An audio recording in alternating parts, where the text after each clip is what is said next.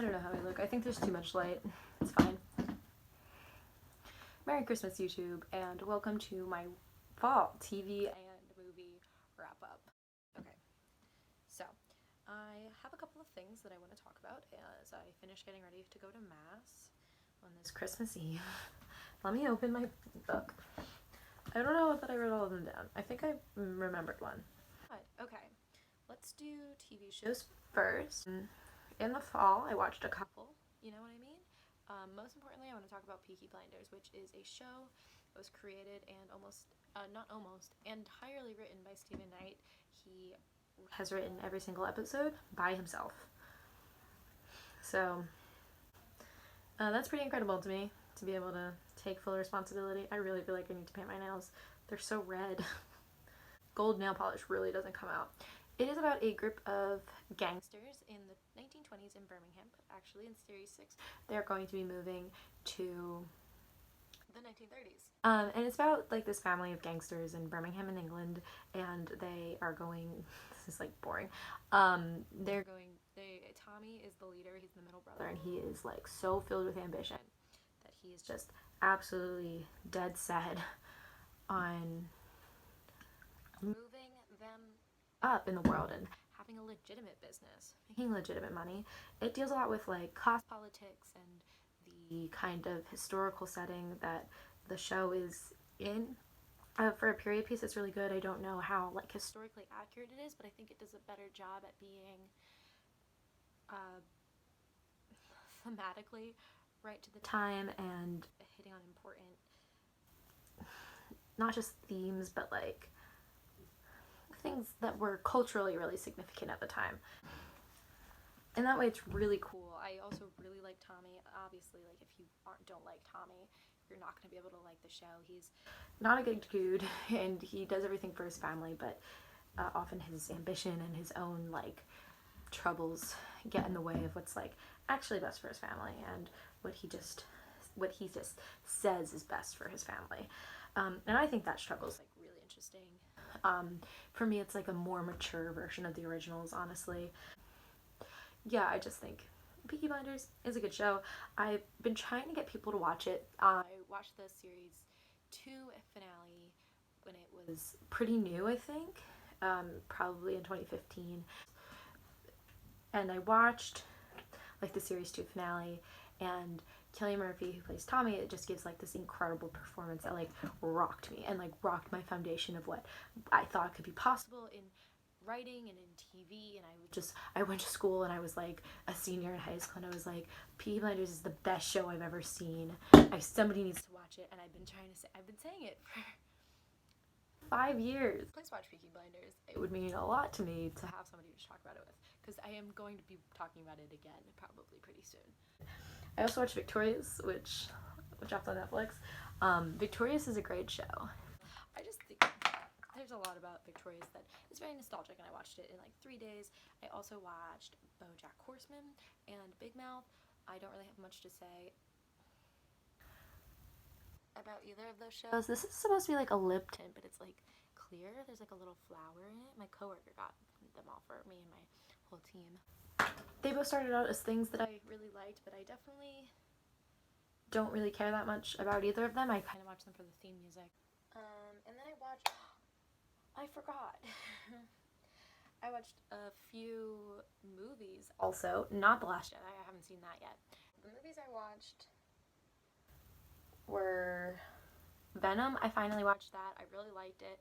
I thought it was a fun movie. I don't really think that there's really much to saying movies are bad if you think they're entertaining. The movie's primary purpose is to entertain, and when I do my real Star Wars review, I'll get into it, but I think for me, I rank movies based on was it entertaining, and then could I engage with the characters, and then could I engage with it thematically, and then could I engage with the plot. And that's how I really rank movies and even books.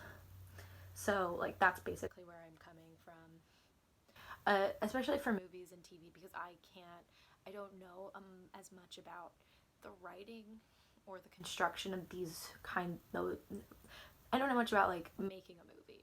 I know how to write a book in theory. I know how to write, so I know more about like what's technically good. But like I liked Venom. I thought it was fun, and I had a good time watching it. And I thought Tom Hardy did a good job. I just like it was good. It was entertaining.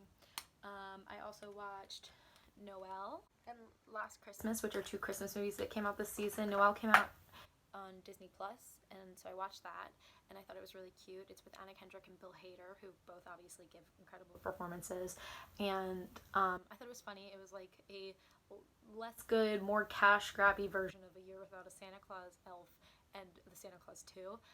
But it wasn't like heartless. Like it was just a cute little Christmas movie with like lots of people who wanted to make a cute Christmas movie, and I don't think there's anything wrong with faulting them for that. So it's Christmas. If you want to watch a cute Christmas movie and haven't seen Noelle yet, I would definitely recommend Noelle. I also would recommend Last Christmas. Last Christmas has a lot of heart. It doesn't take itself too seriously. It's about, it stars Amelia Clark, who is playing a young woman who had heart surgery last year, but like, I think it takes place Christmas 2017, and she's kind of very bitter about her family situation and her job. She works as like an elf in a Christmas store, and she wants to be like a singer and an actress, but she's kind of like down on her luck and she's not that talented. And I just think it has a lot of heart. It's marketed as a rom-com, but it's like kind of like a rom-com with a twist. I thought it was really cute. I really enjoyed it. And I think it's a good, like, I think it's a good movie. Like, I was kind of expecting it to be just a cheesy Christmas movie, but it's a little bit more than that, and I was really happy about it. I also watched Jenny Slate's special, Stage Fright, which I thought was really funny. It's like part stand-up and then part like video documentary, and I thought it was like just, she's so funny and she's so pretty. I thought it was really fun, and kind of like sweet too. I watched it like really late at night though. And then finally I watched the Ophelia movie, which came out this year, but I think early this year. And it stars Daisy Ridley as Ophelia, and it is a Hamlet retelling from Ophelia's point of view. And I watched this like end of November, right when I was wrapping up my Nano project. My Nano project is a Hamlet retelling. I don't think I've talked about it on my channel, but I worked on this novel. It's almost done. The first draft is almost done, and it is about, my novel's about Hamlet. This was a little bit more creative than mine, I think, but mine is obviously also just in its first draft. This is a Hamlet retelling, and it's told from Ophelia's point of view, and it's woman-centered, and it's based on a novel by a woman, and it's directed by a woman. Like, it's a woman-centered movie, and it's about Gertrude and Ophelia, like, primarily. I have a lot of thoughts on it, but I probably want to watch it a second time before I can like properly talk about what I really enjoyed about this adaptation of Hamlet, and what I didn't like. I definitely thought on the one hand I wasn't gonna like it at all. I thought it was just gonna be kind of bad and hokey, and I didn't think it was gonna say anything cool about Hamlet. It did say cool things about Hamlet. It was a unique and interesting take on Hamlet, but it also deviates a lot from Hamlet, and things I think are really important about Hamlet and about Ophelia's interactions with Hamlet were taken away to give Ophelia more agency. So that's not like a bad thing.